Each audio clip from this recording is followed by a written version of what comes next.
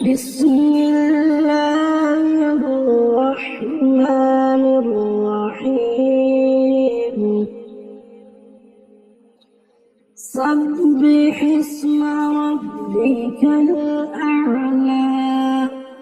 الذي خلق فسوى والذي قدر فهدى والذي أخرج المرعى فجعله غثاء أحوى سنقرئك فلا تنسى إلا ما شاء الله إنه يعلم الجهر وما يخفى ونيسرك لليسرى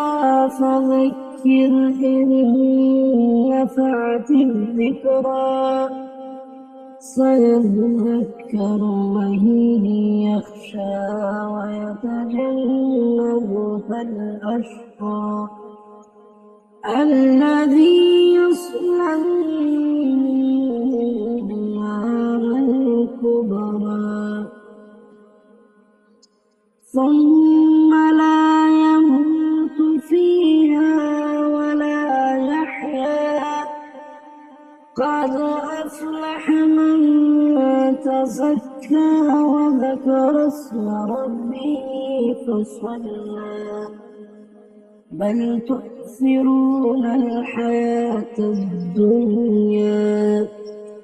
والآخرة خير وأبقى إن هذا لفي الصحف الأولى صحف إبراهيم وموسى صدق الله العظيم.